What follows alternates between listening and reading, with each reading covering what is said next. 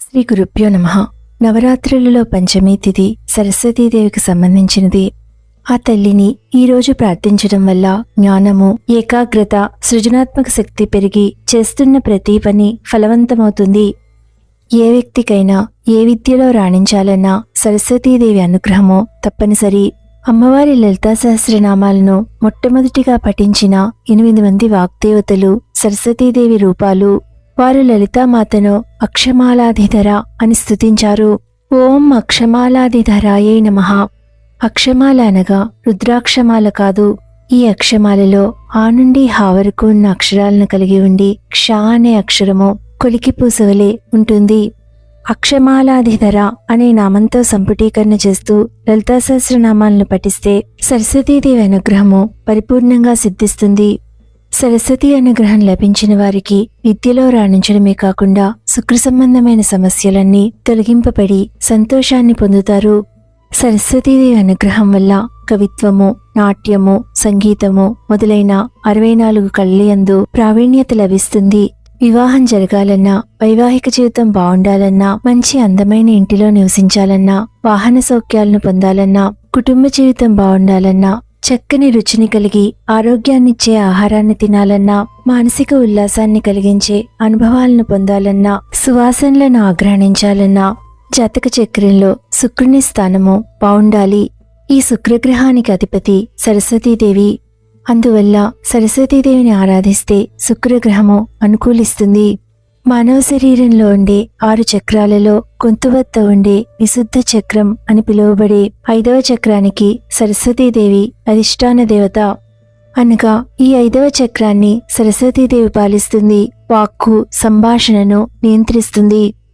పరిపూర్ణమైన ఐశ్వర్యాన్ని అనుభవించాలంటే జ్ఞానము ఉండాలి. జ్ఞానమే ఐశ్వర్యము. ఆదిశంకరుడు అమ్మవారిని కీర్తించిన ఈ సౌందర్యలహరి శ్లోకాన్ని పఠించిన వారికి ఏ ప్రదేశానికి వెళ్లినా రక్షణ లభిస్తుంది. ఈ శ్లోకాన్ని పఠిస్తున్న వారు మంచి వాక్శక్తిని కలిగి ఉండి మధురమైన మాటలు మాట్లాడి ప్రతి ఒక్కరి మన్ననను పొంది చేస్తున్న పనులలో విజయాలను సాధిస్తారు.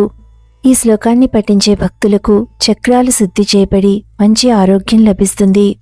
ఈ శ్లోకంలో చెప్పబడిన అమ్మవారి అభయముద్ర ప్రాణాంతకమైన భయాలను తొలగిస్తుంది. అన్ని రోగ భయాల నుండి, ప్రమాదాల నుండి, దుష్టగ్రహాల బాధల నుండి, దురదృష్టాల నుండి భక్తుడిని కాపాడుతుంది. అలానే అమ్మవారి వరముద్ర భక్తులకు కోరిన వరాలను ప్రసాదిస్తుంది. అమ్మవారి ముందు చేతులు జోడించుకుని ఈ శ్లోకాన్ని పఠిస్తే ప్రతి ఒక్క కోరిక నెరవేరుతుంది. పరాశక్తి, మచ్చలేని శరదృతువులోని చంద్రుని వలె నీవు శోభాయమానంగా ప్రకాశిస్తున్నావు. నీవు చంద్రవంకతో జడవేసిన జుట్టు మీద కిరీటాన్ని అలంకరించుకున్నావు. నీ 2 చేతులలో అభయముద్రతో అభయాన్ని ప్రసాదిస్తూ, వరముద్రతో వరాలను ఇస్తూ రక్షణను, పోషణను కల్పిస్తున్నావు. నీ మరో 2 చేతులలో స్ఫటిక పూసమాలను, పుస్తకాన్ని పట్టుకున్నావు.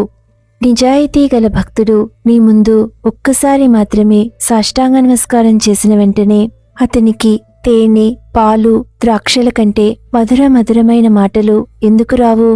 సౌందర్యలహరిలోని 15వ శ్లోకాన్ని ప్రతిరోజు పఠిస్తే అమ్మవారి సంపూర్ణమైన అనుగ్రహం లభించి జీవితంలో అన్ని రకాల సుఖాలను పొందుతారు. అమ్మవారి అనుగ్రహం పొందడం కోసము పూజలో 108 సార్లు లేదా 11 సార్లు ఈ శ్లోకాన్ని పఠించండి.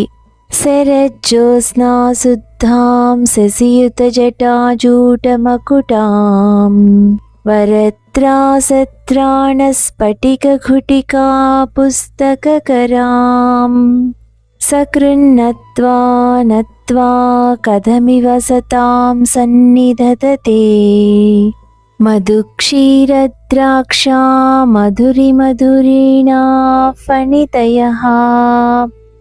శుభమస్తు.